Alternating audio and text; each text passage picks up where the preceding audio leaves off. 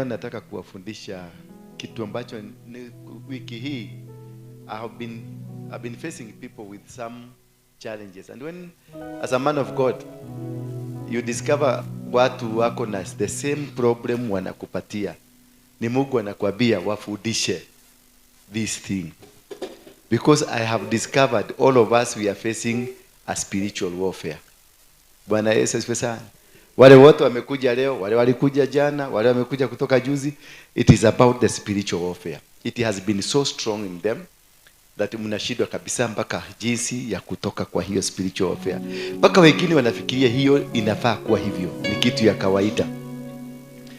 Na I want tuingie kwenye vitabu zetu, na nilisema tukue tunabeba notebook, kila mtu achukue notebook yake. Hapa si muujiza mnakuja kuchukua mami. Maigwa. Usikuje hii kanisa kwa sababu ya muujiza. Usikuje kanisa hii kwa sababu wewe ni mgonjwa, ati umekuja kuombewa ugonjwa. Usikuje hapa kwa sababu kuna kitu maisha yako imekwama mahali, hapana. Kuja hapa utafute neno. Neno ndilo linawekaga mtu huru. Bwana Yesu asifiwe sana. Tafuta nini? Neno. Ukipata neno unapata key, unapata kifunguo. Ukishika neno, neno tu, neno peke yake linafaa kukufungua. Hakuna mtu ana uwezo ati hata Musa alitumia neno kuagusha fibo, maji kapasuka, watu wakapita. Ni neno tu. Si ati ni muujiza ati ola papa. Hapana. Neno ukinyita kigo nikiona gaudi ya kanitha gakoma. Tone moe kigo nikiweka atia dina kufungua. Bwana Yesu. Wakati mwingi ndio unafika ukitoka kule ulikuja ukiwa mzuri, lakini ukifika kanisani unaanza mhubiri tu akianza tumacho tunaanza kukua tudogo, because neno ni lako la siku ya leo, na hilo neno limekuja ndio likufukue. It is only neno la Mungu liko na uwezo wa kufungua, and that is why nasema neno litafanya nini? Litakuweka huru. Study this neno. Study this word of God. If you are able to study the word of God, you are able to be set free. Not how good you look like, not how beautiful you look like, not how better placed you are, whether you are a pastor, you are whatever you are. It does not matter. What matters is the word of God in you. Sasa, how do you fight and how do we win spiritual warfare? What is a spiritual warfare? Spiritual warfare ni nini? Vita vya kiroho vinakuja namna gani? Vita vya kiroho ni mtu anapigana gumi, ni kuibiwa tu pesa twako, ni kuachwa na mzee, ni kuachwa na mama, ama ni magonjwa ambayo imekuzikira. Is that a spiritual warfare really? Bwana Yesu asifiwe sana. A spiritual warfare, it is a battle within your spirit. A spiritual warfare, it is a battle within what? Your spirit. When your spirit is embattled, that is when you discover that there is something, a force, a spiritual force that is fighting you. And this spiritual force inaweza kuwa ni vita vya wazazi, vita vya kitamaduni, vita vya maeneo, vita vya kanisa, vita vya kila mahali uendapo unakuta kuna vita vimetokea. Kuna bwana yako anaweza kuwa ni vita kwa maisha yako. Mke wako anaweza kuwa ni vita kwa maisha yako. Bwana Yesu asifiwe sana. Wakati unaisikia kuna kitu kinakuinukia, unajaribu kutembea kidogo, lakini kuna kitu kinakuinukia, kuna tatizo. Bwana Yesu asifiwe sana. Na spiritual warfare si ya shetani peke yake, hata kwa watu kama hawa wa Mungu wako. Juzi tu nilitabiria yule mama, mnamwona yule mama ako pale nyuma, simama tu watu wakuone ndio tuweke shemo ni yu kidogo. Nilitabiria huyu mama, mlikuwa hapa nikisema kazi yake itafunguka na atapatiwa pesa. Sasa ukimfuatilia mzee hajaniambia, lakini mimi najua kitu anapitia sasa. Maana alirudi akitoka hapa baada ya kumtabiria, walienda wakakaa kameza kalikuwa wapi? Pale. Na watu ambao hawamtakiagi mazuri, lakini wako happy. Wengine ni mapasta hapa. Sasa yeye akaenda na mdomo yake mingi, akafungua yote. Sasa anapata kazi, gari zinakwama kwa barabara. unachukua mzigo, lakini gari ikifika kwa barabara inakwama, mzigo inaharibika, na yule mwenye alikuwa anataka mzigo inafanya nini? Lakini kule biguni kazi imeachiliwa ama haijaachiliwa? Imeachiliwa. Lakini sasa kwa sababu yeye alienda kukaa na watu pale kwa kakona, wachawi watupu wa kanisa, si wachawi wa waganga ukabani, wachawi wa kanisa pale kwa ile kona. Sasa yeye kazi, umeharibu kazi gapi? Kazi 4 tangu siku hiyo. Na hizo kazi zingekupatia pesa ngapi? Ni ile tu Mungu alisema hapa. Si unaona sasa? Sasa kaa chini. Unaweza kutabiriwa kitu itafanyika na ifanyike, lakini utaiangalia ikipotea. Why? Because wale watu mko na wao karibu na wao hivi, hao ndio watadetermine the kind of people you are having together. Huyu tukitembea na yeye, what kind of a person is she ndani ya moyo wake? Ni mtu anakutakiaga mazuri ama mabaya? Huyu ni sister yako, ni kweli? Huyu sister yako anaweza kuwa umepata mazuri, wewe umpatie venye Mungu amekubariki. Kumbe anakuaga na kikitu huko ndani, afuke hiyo yote. So even if I prayed, even if you go to whatever, ukombaini manganga mahali, so ni nganga ngapi? 100 na mawaroige 600 na wengine wa nganga na mapepo na nini, yote walete pamoja, you will never receive anything, because you are not addressing the problem. Stima, hatuwezi kuweka waya ya stima hapa inatembea, it's not connected to the bulb, alafu uweke kwa stima ati bulb sita sense ziwake. Hapana, you have to connect. For you to understand what is destroying you, you must understand ni wapi na wapi ulijipeleka na miguu yako. Nego nyoko jerete ogo asha todo ni muhonoku de kwenda kweria ndeto sina haifu. But hiyo haibu nani aliichukua? Ni wewe ulienda kaichukua. Lakini kuna kwingine nishasema. Yes, umeenda kwa hao wengine, umeombewa ile shilingi 2 ulitoa ni dhabihu ulitoa kwa shetani. Kule ulienda kwa pastor huyo mwingine, huyo ulienda ukamwambia, ulitoa pesa gapi? Kwa huyo uliambia, si umesema kuna kwingine ulienda ukasema? Kwa huyo ulienda ukamwambia ulitoa nini? Ingine alitoa 2,000, ingine nikatoa 1,000. So unaona, hawezi akafaulu, maana alienda akatoa exactly ile pesa alitoa huko 2,000. Unanielewa? Alitoa exactly, meaning still ile madhabahu ya kwanza iko juu. Maana madhabahu ile imetolewa sacrifice juu ndio utawala. Sasa ile ya kwanza ni ya 2,000 na umekuja kukanso na 2,000. Itafaulu kweli? Haiwezi kufaulu. Utabaki tu vile ulikuwa. Bwana Yesu asifiwe sana. Na ndio tunawafundisha jinsi ya kuinua madhabahu. Sacrifice ile ulipeleka kwa mganga, hata kama ni shilingi 50, na mimi niende kwa mganga mwingine nitoe shilingi 200, yangu itakuwa juu yako. Ukuje hapa utoe shilingi 1,000 na huyu aende atoe shilingi 3,000 kwa mganga kwa ajili yako, ya huyu itafanya kazi, yako haitafanya kazi. Madhabahu ama sacrifice, it is a marketplace. The highest bidder wins the battle. Ndio King Solomon alichinja ng'ombe ngapi? 1,000. Mpaka saa hii kunasemekana hakujapatikana mtu aliye na wisdom kama yake. Maana ya nini?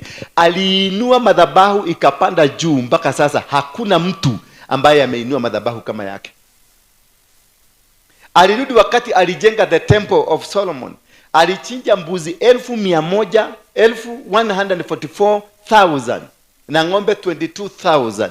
Kisha akasimama kwenye madhabahu akaambia Mungu, watu wako watakapokuja hapa wakiwa wametenda dhambi, wakuombe na wewe uwasikie. Lakini nini nilisema? Dhabihu ambayo ilitoa ndio unapata msikiti huo mpaka leo. Ndio sababisho ya vita za Israeli, wa Palestina, Waislamu na Wakristo mpaka leo. Because everybody want to own piece of it. Everybody want to own it, because ndio imebeba madhabahu kubwa. Ati mtu akiingia tu hivi, madhabahu ya Solomon inafanya kazi. Maana hakuna mtu mwingine amechinja busi kama hizo. Bwana Yesu asifiwe sana. So ukikuja na kapepite kako na kule umerogwa na 1,000, kapepite kako hata kufanya kazi, utaendelea kutoa tupepite na utakufa na tupepite twako. Ndio ndawaambiaga, nendeni mpige magoti muulize Mungu, maana ni only God can tell you. A pastor cannot tell you what to give. A man of God, a bishop, apostle cannot tell you what to give in terms ikifika ni kuvuja madhabahu, because it is only God who knows what you are going through. Mimi nikikwambia nitaleta shilingi 10,000 nikuvujie madhabahu, niite mkora. Unaelewa? Niite mkora na unifukuze. Maana how did I know? I was not there. Only God knows the secret. Ile madhabahu imeinuliwa kwako. Madhabahu labda iliinuliwa na baba yako, madhabahu labda iliinuliwa na mama yako, ama shosho, ama guka, ama maeneo ile muko. Kienda kule Kirinyaga ukuta kile kijiji inaitwa Kiagoma. Nani aliita Kiagoma? Na iliitwa Kiagoma kwa nini? Kiangoma. Hiyo ni swali. Maana wewe unaitwa nani? Benedetta. Uliitwa Benedetta kwa nini? Kwa sababu ni jina ya binadamu. Sasa hii jina ya hapa Mudhurwa, tumebadilisha jina ya hapa Mudhurwa, tumeita Kiangoma. Ni nini? Ni nini imeonekana ambayo ina mahusiano ya goma, ndio tubaite kesha Kiagoma. Si lazima kuna kafara. Sasa hizo kafara ni nini zilifanya? Ni watu ziliua? Ni mbuzi ziliua? Ni mikosi gani ilikuwa inapatikana mahali hapo? Na hiyo mikosi ndio sacrifice shetani aliitisha. Hiyo shida ambayo iko ilisababisha kijiji kile kiitwe Kiagoma ni madhabahu ambayo yalimwagwa hapo. Damu iliyomwagika hapo. Hapo panaitwa Kiagoma, ndio watu wa Mogeke walienda wakauana. Mnakumbuka wakati watu wa Mogeke walitoka Karatina, wakavuka padi ya Kirinyaga, wakachijena, ni hapo Kiagoma. So, ni watu wa Mogeke walikuwa na makosa ama ni Kiagoma kilikuwa kinaitisha damu? Ni Kiagoma. So lazima kungetokea vita Karatina, ndio wavuke waende wakafanya madhabahu. Baka leo wale watu wote wa Kirinyaga walikuwa wa Mogeke, ambao walikuwa hiyo kikundi ya kutoka Karatina, wote hakuna mtu ambaye mwenye yako hai hawawezi kurudi Kirinyaga. Hata mama yake akikufa hawezi kwenda kumuzika. Kwa nini? Madhabahu ile ilimwagiwa damu. Juzi wakakunywa pombe. Sikashagu walikuwa huko juzi. Mahali kulikufa watu wengi, the same village. Kwa hivyo utaraumu pombe? Hawezi kulaumu pombe, maana hii ni area ambayo inaitishaga. Na inaitishaga nini? Damu ya watu. Sasa kuja na kapepita kako hapa. Na umesikia kule kumetolewa nani? Kule kumetolewa nini? Damu. Bwana Yesu asifiwe sana. So it is very important for you to watch and to move keenly to understand. Juzi hapa tulikuwa tukifanya deliverance. Kuna kasiana kanaitwa Magimu na kajua. Lakini akikuja hapa tukimfanya deliverance, alikuwa ametoka kwa Freemason. Na akasema nimetumwa nikuje nikumalize. Bwana Yesu asifiwe sana. Sasa nikamuuliza ni pesa gapi ulitolewa? 1 million. Hello? Ni pesa 1 million. Aliletewa na mtu mwanaume na probox akapatiwa 1 million. Sasa nilipofanya deliverance hapa, akakuwa mgumu tukafanya. Akatulia. Wakati tena hii kitu ilivufuka, maana hakuitoa. Alianza kuvuruga kila mtu hapa. Nani hajavurugwa na huyo msichana? Hakuna. Ndiye alibeba Beatrice wakaenda naye. Ndiye alibeba Ani wakaenda naye. Na ninawaonya nawaambia huyu bado ni agenti. Ni wa huko. Bwana Yesu asifiwe sana. Na hiyo ndio kitu ya kuunderstand, so that you can be able to understand. Huyu ni mtu ametolewa 1,000,000. Sasa wewe utashindana na mtu ametolewa na 1,000,000? Hapana. Hauwezi. Lakini kwa sababu hautaki kuelewa mizizi ni nini kihumo, ni nini kimekukamata. For you to win any spiritual battle, you must understand the source of the battle. You must understand the foundation. For you to win any, usikuje na masadaka zako ati kwa sababu wewe ni mtajiri, wewe uko na mapesa, unakuja unaekelea kibahacha hapa, hiyo ni tamtamu, naenda kukula pale Serena, nitakula vizuri sana. Because you never understand, the battle will still remain intact. Na sasa hiyo kwa sababu wanajua ulitaka kuwachokoza, watakuinukia vizuri na watadili na wewe. Kama walikuwa nalala na wewe safari moja, wataanza kulala na wewe mara 3 mara 4. Hadi unasikiaga mtu akisema ni mara ile makedutira wira. Kuna mama mwingine alikuja hapa tulifanya deliverance, mlisikia? Yule alikuwa anasema majini yali nini? Yalimlepia tu hapa. Kama amekaa chini, akaanza kupiga duru. Wanamuuliza hapa ni kwa ulitulete hapa kufanya nini?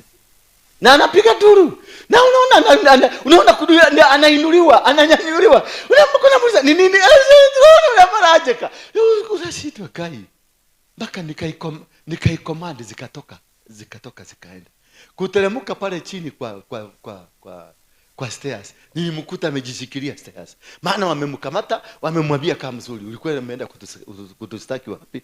Maana upande moja wa roho yake bado iko padile na bado anataka kuokoka. Bwana Yesu asifiwe sana. Na nikamwambia hapa lazima uokoke vizuri. Lakini kwa sababu kuna deal, kuna tumipago alikuwa amepaga na hao, kuna madhabahu alikuwa ameinua, kuna covenant alikuwa amefanya, hataki kuachilia covenant, lakini anataka apostle amwekelee mkono. Maana kamechacha. Hakuwa anafikiria itachacha hivyo, maana walikuwa nakuja mmoja, sasa wanakuja watatu, huyu akitoka huyu anaingia. Na ni kitu anasikia. Mpaka akapigia duru pale, watchman wakakuja, akasema mama anapiga duru. Kumuuliza ni kwa nini? Akaniambia wamekuja, wameingia tena. Sasa ndio nikamuuliza, kaa chini uniambie, kuna maagano ulikuwa umefanya? Maagano ya nini? Nilisacrifice mtoto. Sasa yeye alikuja na kanini? Na kabebite. Akaekelea kabebite hapa. Na ile sacrifice alitoa ni nani? Ni mtoto. Sasa hata kama mimi ni apostle, nitafanya nini hapo? Hata niseme damu ya Yesu. Kuna covenant. Now you have not said the power of confession. Hakuwa amesema. Lakini kama angesema mimi nilitoa, wakati tulienda huko akasema ni mtoto, hapo majini yote ikapotea, mtoto akapona. The power of confession. You cannot be successful in any spiritual battle if you don't confess. Na ndio mnaonaga nikiwa hapa, nasimamaga tu hapa, nalipua ile kitu nilifanya. Kama nilirepu mama, nasema nilirepu hapa tu. Tinywe dirakenia. I'm not doing it for you. I'm not in any intention mufurahi ama mcheke ama mulie. Hapana, nikukubushwa, nimekubushwa. Kumbuka kile kimama. Sasa hiyo nilikuwa nimewekelea sadaka ya 5,000 hapa. Ninaambiwa kumbuka, maana the sacrifice we give provokes the power of God to reveal what it is in store for us. That is the meaning of the sacrifice. It is meant to provoke the Spirit of God. Sasa the Spirit of God ndiye anakuambia this is what happened and this is the value of what you are supposed to do. Bwana Yesu asifiwe sana. Lakini sasa sisi tunang'ang'ana because hatutaki kukaa chini kujiuliza biashara ilianguka kwa nini. Wewe unajua tu biashara ni yule mama alikuja, wakati yule mama wa brother yangu alikuja tu akauliza, na hii biashara imepanda. Kutoka siku hiyo biashara yangu ikaanguka. No. That is not the reason. There must be a foundation. For any altar to stand, there must be a foundation. For an Illuminati person kukuja kukaa na wewe ama lale na wewe, lazima kuna msingi kwenu wa Illuminati. Ndio wewe wa Illuminati ukuja kwangu na uingie, lazima kwetu kuna msingi wa Illuminati. That is why wamepata a home to come. This spirit, they look for a home. They look for an associate. They will come and tell you your foundation kehumoge hakuna kehumoge tonekemwe final, because they have identified you. Kuko na mark umewekwa, kuko na code umewekwa. Sasa inajuao, wanajua huyu ni wa kwetu. Sawa na watu wa bangi. Mtu wa bangi hata atoke hapa aende Dallas, America inside yaka hivi, hawezi kuchukua 1 hour bila kujua mtu wa bangi yako wapi. Why? Because ile madhabahu inatafutana. Bwana Yesu asifiwe sana. Mimi wakati nilikuwa mwizi niliiba Dar es Salaam.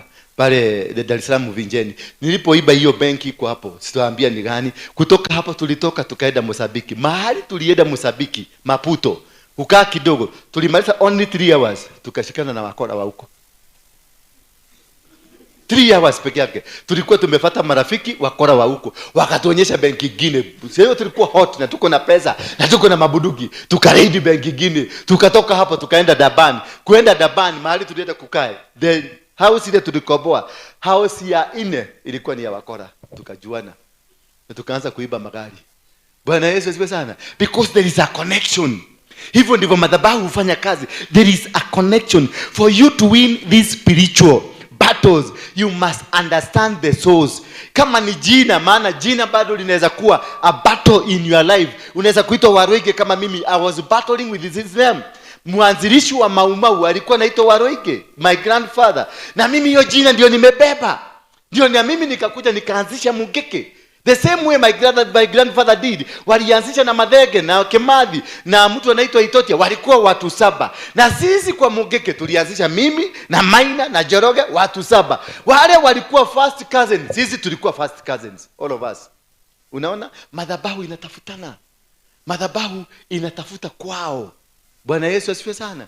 So wacha kungangana sana na miracle, because all of us we are miracle seekers. Wacha kungangana na miracles. Don't go fighting looking for a prophet ati huyu sasa ndio ako Igoro, huyu ndio ako sawa, huyu ndio ako sawa. No, do not grasp for these prophets.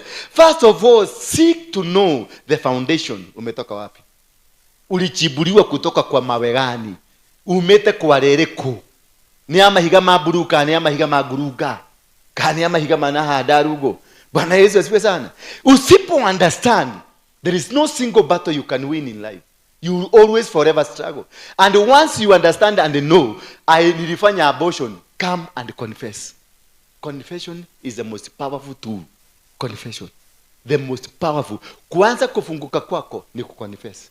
Lakini ukikaa tu na gumu mpaka unatoa jicho, inakaa kama birigori hapa unanikodolea, unaongojea tu niseme barikiwa wewe, amen, barikiwa amen.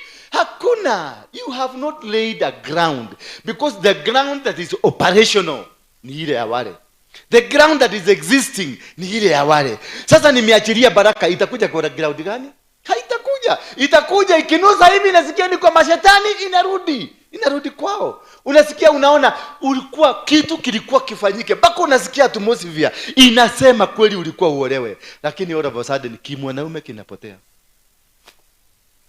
Na unashindwa, hatukukosana, tuliachana vizuri, tulilala vizuri, tukaamka vizuri, akanita babe, nikamuita baby, tukakunywa ka breakfast vizuri. This man is not picking my call. Na hata aliniachia shilingi 10,000. This man is no longer picking my call. Why? Because alipo grey ground na mkafanya confession, covenant, na mkaanza kufanya maagano, alikuja akapata msigia kwenu, wanaume hawakubalishwi. Sasa ile kitu itampiga si wewe, ni kwenu, spirit ya kwenu, authority ya kwenu inafukuza mtu. Mtu anajaribu hata kukupigia, si anapenda kukupigia, lakini anayekienda kufinya si mwingine inakuja. Akienda tu kukupigia si mwingine anasahau. Na unaanza kusikia ameanza ku distance pole. Alikuwa nakujaga kila siku, naanza kuona nakuja after 3 days, after 5 days, maana ameanza kuodolewa, because musiki aliyoupata, musiki huo ndio unasema. Kwa hivyo hata wale tunatafuta kazi, chukulia kwanza musiki wa kwenu. Angalia majina, hiyo jina yako unaitwa hiyo jina ni gani? Huyo mume wako bae mko na yeye, jiulize jina yake, anza na jina yake. Anza na kirani, anza na maeneo ile wametoka. Kama mbona yako ametoka Kiagoma, sasa unataka ku expect nini itafanyika kwani? Nikigere keka kanyumba utuko na mudanya. Si ni kama mtupu atakuwa huko. Kwa nini? Because the foundation ambayo imekulea, msingi ambao umesimama juu yake, msingi ni wa shetani. Bwana Yesu asifiwe sana. So hakuna siku until you are able to identify it, hakuna siku utafukuka. Odetoraga huko kanitha ine. Na nikiona na wabeliye kanitha yemo ile tu, saizi wewe ni mama msee huko kanisani. Na wagaga wanatumia kanini, wachawi wanatumia nywele na nini nyingine? Kucha na nini nyingine? Na damu. Hizo vitu 3. Kwa sababu damu imebeba DNA. Kucha zimebeba DNA. Nywele mtu akikutwa ameyozea kwa kichaka, ule oduo anaita ngoduo. Johannes ndio anakataga nywele tu. Hii nywele itasema wewe ni wa familia gani?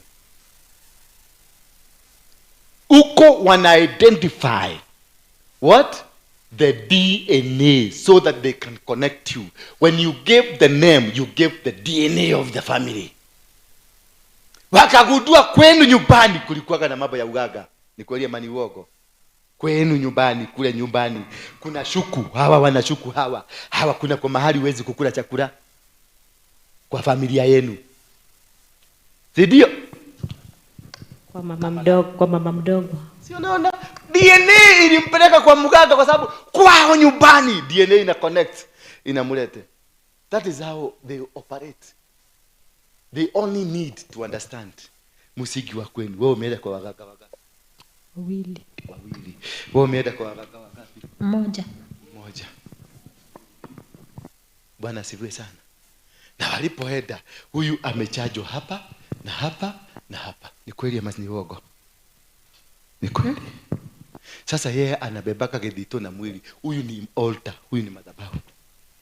Sasa takukihikie mundu tani, takihikie mutumia toyo. Na ni kigongona. Na ni ndike kigongona kia handu hariko. Twaingira nyumba niki gikaga. Kigongona yake inainuka na yangu inainuka. Tunaanza kulimana. Na tunaulizana niki asubuhi tukikunywa chai. Babe, yani nilikukosea na nini? Hata mimi namuuliza babe, hata mimi nashindwa ni shetani gani? Si shetani, ni madhabahu wewe na madhabahu mimi tunalimana. Hakuna mwanaume atakaa karibu na wewe. Halo. Hakuna mwanaume atafanya nini? Atakaa karibu na wewe. Nikiona dohota yako ya mudu wewe. Todo kuria kwanyu. Kwe bori muthĩnjaga kwenu kabisa. Na magogona murutaga magomi. Ni kweli? Yeah? Yes. Na hiyo inazungumzaga iko na power. Ndio unaonaga roho yako unakuwa na kiwanaume mwingi sana. Maana kule wewe ndio unafaa kuwa sasa the person ameshikilia hiyo madhabahu. Lakini sasa wewe haukuhusishwa. Wewe uliingia kanisani. Hawakukuambia wewe ndio ulikuwa uchukue manto. Ndio unaonaga vitu mingi you are a bulldozer. Did you know you are a bulldozer? You don't know? From today you know you are a bulldozer. Huyu ukimpatia mahali utakuta pamevurugika yote. Because si kupenda kwake. Because she want to dominate. She has a domineering spirit. Why? Kihumo yake kule kwa wazee. Yeye ndiye alikuwa achukue the mantle kutoka kwa yule aliachua mantle. Lakini sasa huyu alienda kanisani. Sasa akikuja hapa akuwe activated because any place of the spirit, mahali kuna roho, mahali popote kuna roho, hata muganga akikuja itaanza kufanya kazi. The spirit in the muganga, as long as there is a place, a holy place that has a spirit, any spirit ikikuja itakuwa activated. Bwana Yesu asifiwe sana. So wherever she goes, as long as there is a spirit, there is kuna ambience ya spirit, unakuta ile kiroho kyake kia kutaka kukanyaga watu kinainuka. Na unakuta anataka kuchapa mtu ama anataka lazima akanyagie watu chini ndio asikie hiyo spirit isikie powerful, isikie imefanya kazi. Lakini umuulize hajui. Si kupenda kwake. Mimi ndivyo nilikuwa myself. My grandfather was a general. Mau. Kila mahali nimeenda nimedominate. Kila mahali nilienda nilikonka. Uwezi tulikiingia Dadora tulipelengeza mpaka koti, mpaka police station yangu. Bwana Yesu asifiwe sana. Nilikuwa na koti pale Dadora phase 2. Na nilikuwa na police station yangu. Tunakushika tunakuweka cell na askari wangu wa jela na koti yangu tunakupeleka unafanywa mashtaka. Hello. Because I had a spirit, a domineering spirit that controls the masses. A domineering spirit that suppresses everything. But hiyo kigunyu ijatoka kabisa. Is a deliverance I have to go for many years. Because haikuwa tu na my grandfather, ilikuwa na baba ya grandfather. Na nimechunguza tumesikia baka grandfather, baba ya grandfather ndiye alikuwa sasa the king, the chief, paramount chief miaka 400 iliyopita. Sasa unakuta hiki kimutu I was as old as 400 because the spirit that was operating in me was a 400 year spirit. Ndio uliona nilikohoa Kenya mnaitika. Baka sasa hivi kuna watu unasikiaga unaenda kwa waroigi unasikia roho imefanya shush. All of us we have a problem. We have a challenge and we must be able to identify the challenge, and that is the beginning of fighting any spiritual warfare, to win any spiritual warfare, because it is something that is older than the way you think. It is 800 years old. It is 700 years old, 200 years old. These are things that are never taught to you because you want just to understand. But before ubarikiwe, a ground for the blessing must come. A ground for the blessing must be there. You must destroy every foundation. Ndio nyumba hii wakati itabomolewa iaguke chini. Hawatachukua ile msingi ilikuwa huko waendelee nayo, watangoa mpaka msingi, waanzishe msingi mpya. Are you getting me now? Do you understand? So the problem we are facing could it be 200 years. Baba, no way on we mudo kiyang, no yegeduri gekuro, kiyakwi wokua.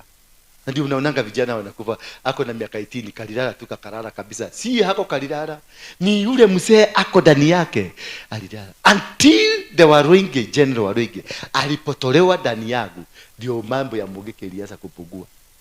Zamani simulikuwa nafikiria Waruinge ni mzee sana. Ile maneno nilikuwa nasema Kenya hii. By then nilikuwa only 25 years. Only what? 25 years. That's why Jesus has always prevailed over anybody else. Because the Bible says, before the creation of this world, I existed. Bwana Yesu asifiwe sana. Before the coming of this world, Jesus was there. And that is why Jesus has power to dominate, power to control, power to exist, power to do anything. Because he existed before the world. So he is older than the world. Hello? That is why everybody in the world is talking about Jesus, either positively or negatively. We are talking about who? Jesus Christ.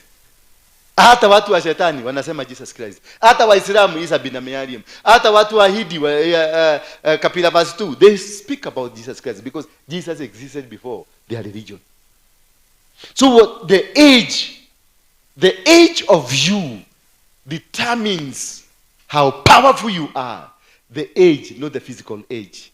The spiritual age. The Bible says Jeremiah existed before even his mother. Hello? Before his mother was born, Jeremiah was there. Before his father was born, Jeremiah was there. Before the grandfather was born, Jeremiah was there. Before the great-great-great-grandfather was born, Jeremiah was there. Before you were born, I knew you. So God had already a plan. He knew this is Jeremiah. This is my servant. Before you were born, I knew you existed. So, and that's why Jeremiah was given a mandate, chapter 1, verse 10. He was given a mandate and told what? See today, I have given you power over nations and the kingdom. To do what? To uproot, to bring down, to destroy, then to build and to raise. How can you build, how can you bring down a nation and a kingdom to destroy their foundation? How can you destroy their foundation if you are not old enough to understand the foundation? If there is no map of this house, nyumba hii shike moto, watu wa Kajo hawataweza kuzima.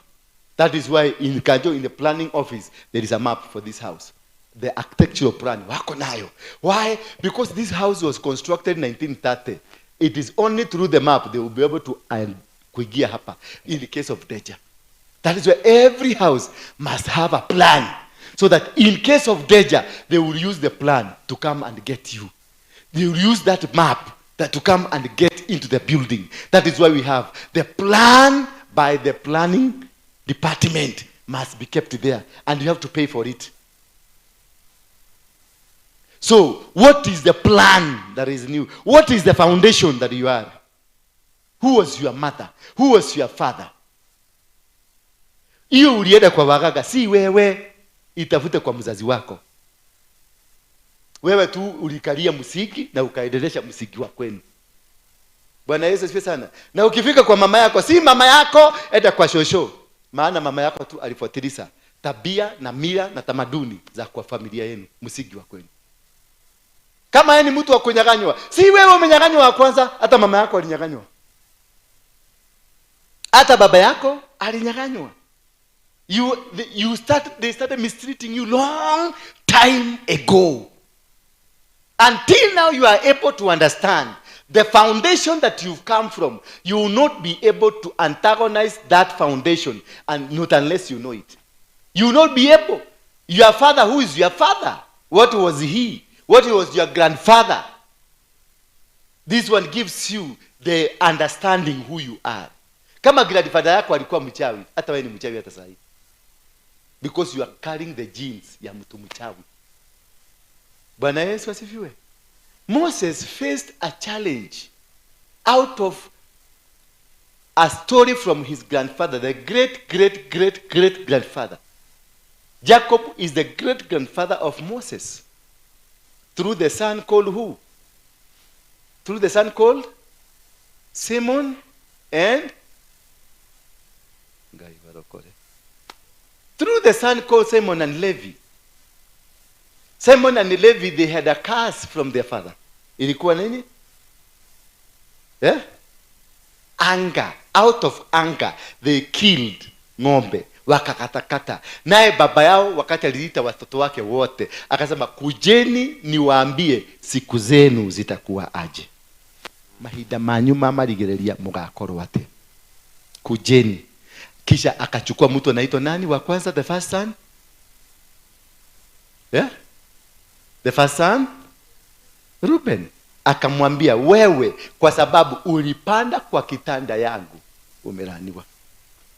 Laana ya kuingia kwa kitanda, kuona mtoto, kuona mama yako, kuona baba yako akiwa uchi, kuona anything that is of older, ilianza na Reuben. Maana inasemekana ni kama alioja bibi ya baba. Hello. Ni spirit ya nini? Ya usherati. Ilikuwa kwa nani? Kwa Reuben. Lakini turudi nyuma. Jacob ni mtoto wa nani? Wa Isaka. Isaka ni mtoto wa nani? Abraham alifanya usherati ama kufanya? Alifanya. So unaona hiyo kitu imekuja kuchomokea pahali kwingine. So Simon na Levi wakalaaniwa because ya hasira. Moses, lineage ya Moses imetoka kwa Simon na imetoka kwa Levi. Bwana Yesu asifiwe sana. Moses alikosa ufalme wa mbinguni kwenda Kanaani kwa nini? Hasira ile walilaaniwa. So it was not Moses the problem. The problem was the original Levi and Simon. Bwana Yesu asifiwe sana. So don't fight a spirit just mere because umeiona saa hii. Don't fight a spirit because umeiona imeanza kupita hapo nje. No, sit down. Take your time. Study. Pray. Ask God. And that's why Jesus akatuambia namna gani? Pray and you will be answered. If you are not answered, do what? Seek and you will find. What if you are find? Knock the door, it will open. Now what is the story behind this story? That is, pray and you will be answered. If you pray over something and it's not happening, stop praying for it. If you pray for that job and the job is not coming, stop praying for that. If you pray for that marriage and the marriage is not coming, stop praying. If you pray for a problem, a challenge that is happening in your life and it's not happening, stop. That is what Jesus told you. Pray and you'll be answered. If they fail, God fails to answer your prayer, stop praying. What do? Go to God now. Bila kuomba, nenda kwa Mungu umuulize, why are you silent on my prayers? Now that is now trying to unravel, kufungua mafailo za kwenu, kufungua njia za kwenu. That's now you are seeking to know, why is God not hearing me? Why is God not listening to me? Why is God not understanding my problems? I have been to church, nimeomba, nimetoa, kama ni sadaka nimetoa, kama ni dhabihu nimetoa, kama ni kufanya kazi nimetoa, kama ni makurusedi nimesupport, kama ni njia zote ambazo Mungu amenitaka nifanyike, anything imesemekana tufanya nimefanya, but nothing is happening. Now that is the time you go seeking from God. Ask God, what is the problem that I'm facing? Then God will show you the doors. Anakuambia mlango ile imekufunga kwenu, kuna mlango ya kwenu iko na usharati, mlango ya kwenu kulikuwa na ugaga, mlango ya kwenu kulikuwa na hii. That is now when he gives you an illustration. Now he will, after seeking, you will not know what is inside, but you utaona milango. Mlango wa usharati, mlango wa wizi, mlango wa masengenyo, mlango wa nini, mlango. Now once you see the doors, because God will reveal. How do we know a door? How do we understand a door? As you are praying and you go to sleep, utaota uone shosho munyanyo muse anakuja, kana kukibisha, kana kupiga, kanataka kukuua. Unajua kumbe mlango ni shosho wetu. Ukiona mzee katika ndoto yako, ndio anakufukuza, ndio anakufikiria na niguka mzee, unajua hii ni mambo ya guka, ni generational curse that is operating you. That is how God will speak. Anakuonyesha mlango sasa unaona ni nani? Ni shosho. Sasa ukiona ni shosho anakukibisa, ama anko, ama auntie, ama brother yako, huo sasa ndio una understand, huu ndio mlango. ama pastor yako ama apostle ama whoever it is that is chasing you, unaona anakukibisa, anataka kukua ama anakupiga. Sasa una understand, huo ndio mlango. Unajua ni apostle na ama ni pastor, unajua chanzo cha matatizo yako kilitoka na kanisani. Ukiona ni mtumishi wa Mungu, utajua chanzo cha matatizo inaweza kuwa si huyo unaona, lakini ni chanzo cha matatizo kilitokana na a man or a woman of God. Maana kuna wengi wetu tumetoka makanisani na madharau. Hata mimi ukitoka kanisa yangu na madharau, nitasema kitu. Ala? Kwanza nimekuweka front line hapa, nimekuweka front line, nimetumia resources zangu, nimetumia kila kitu. Alafu uniondokea na madharau. Nitasema kitu.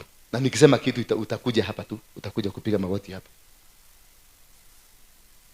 Ndio natakikana tukikosana na wewe, usiende kuongea maneno mingi, kuja tu hapa uniambie nataka unifugue niondoke. Hiyo ingine sitakuuliza, nitakushika tu mkono hivi. Lehego huko. Nitakushika mkono nikwambie ubarikiwe. Na kule unaenda milango yako ifunguke. Lakini nitafuga. Yes, nitafuga. Nitafuga. Ndio hata mimi nikuonyeshe, si wewe ni mjuaji, hata mimi siwache uone ujuaji yako pale imefika. Nitakufuga. Otoroki taraha kule uko didoka dimu dukekodo na urugame. So uta understand. Ukiona sasa, ukaona ni pastor anapigana na wewe, unaona ni apostle anapigana na wewe, kule kwenye ndoto utajua ni makosa ya kikanisa. Ndio tunaitaga spiritual mistakes. Una understand ni makosa ya nani? Ya kikanisa. Huyu kumbe nilifugiwa ndani ya kanisa. Kumbe mlango yangu ilifungwa. Kumbe mlango yangu ilifanya nini? Na ukisikia pastor apostle ama pastor yote anapiga kelele na nataja jina yako, wewe jua uko kwenye mahututi ya kwenda hapa chini. Haraka sana utaenda. Bwana Yesu asifiwe sana. So hiyo tatizo kuijua, utarudi kwenye madhabahu. Sio lazima urudi kwenye hiyo madhabahu, utarudi. Lakini kama ni mimi nilikutaja, ni mimi nilikufuga directly, utabidi utakuja kwangu siku moja. Ama watoto wako, ama watoto wa watoto wako watakuja. Kwa sababu ile maneno utakutana nayo for the rest of your life itakuwa gumu na haukujua. Bwana Yesu asifiwe sana. Sasa labda uonyeshwe nini? Uonyeshwe shosho ndio anakupigana na wewe. Uende utafutirie, utakuta shosho yako alikuwa kama mchawi. Ukitafutiria vizuri, utakuta your grandmother was a witch. Ukitafutiria vizuri, utapata your grandfather was a witch. Bwana Yesu asifiwe sana. Na ukiona ni ng'ombe ama busi, unakuta kondoo, busi zinakupiga, utajua ni madhabahu ya busi ilikuwa imetolewa. Kwa hivyo hiyo madhabahu ya busi ndio inakupiga. Maana kuna venye wazee walikuwa wanazungumza. Kuna matamushi wazee walikuwa wanasema. Mahali wanaonaka wazee wanachuja busi pale, kuna maneno walikuwa wanasema wakiwa na ile medhegi yao wanapiga hivi, wanasema wanaogea, wakikata kanyama wanaogea. Sasa hiyo ndio maana unaona busi inakuja na kupiga, inakuuliza, kwetu kulikuwa kuna jijwa busi, mbona huchijagi? Sasa hiyo ndio mlango unaonyeshwa na Mungu. Bwana Yesu asifiwe sana. Ama unaonya ukifanya usharati. Yaani unaona watu wote wanafanya usharati, unajua kuna mlango wa kiusharati. Sasa hiyo ni kuonyeshwa, unaonyeshwa. Na uonyeshwi uende ukapiga mtu ati kwa sababu uliona huyu amefanya. Uonyeshwi ukapigana na mtu, unaonyeshwa ndio ujue jinsi ya kubisha mlango. Sasa hapo ndio unaambiwa bisha, maana umeunderstand it is your grandmother, it is your grandfather, it is your village. Utaota ukiwa in your village, ukiwa mpua, unakuliwa na jigas na unakuliwa na nini? Na dutu. Uchaota ukiwa kwenu? Mbona umeogopa hivyo leo? Mumestuka? Umeota ukiwa kwenu? Ukiwa pua, maskini, ukichota maji. Ukiwa shule, ukiwa mlarukiwa na guo. Sasa una understand this is a problem ya kutoka area ile umetoka. Ndio inakuvuruta, hujaachana na wao. Kwena magogona maitura ya kwanyu, maeneo ya kwenu bado inasugumusa kwenye maisha yako. a liberator. Whoever that is chosen in your family, it's one person, not two people. Never involve your family when you are going to break the altar. Kuvuja madhabahu ya familia. Madhabahu aina yote ya kifamilia. Never involve your family. Wewe Mungu atakupatia dhabihu na atakupatia uwezo na atakupatia mchungaji ambaye mtaenda naye. Mtaenda kama ni kutembea tu, naweza kuambia tunaenda kwenu, nitaenda tupite tu cross shamba yenu tu hivi. Uende usawaambie mama yako, nitakwambia abia mama yako mimi ni boyfriend yako. Tuende tu tupite tukate mshaba, ukaga kuonia mwoda, tuende baka chini tufanye madhabahu yetu na turudi, hiyo madhabahu imemboboka. Lakini sasa ukishika sister yako huyu, brother yako huyu, mukae chini muchage pesa, that's the end of you. You won't make it. So all of us, we have a future. All of us, we have a blessing that God has given us. Are we happy today? Have you understand about it? Have you understood something good, something new? Now you know how to deal with spiritual warfare. Thank you.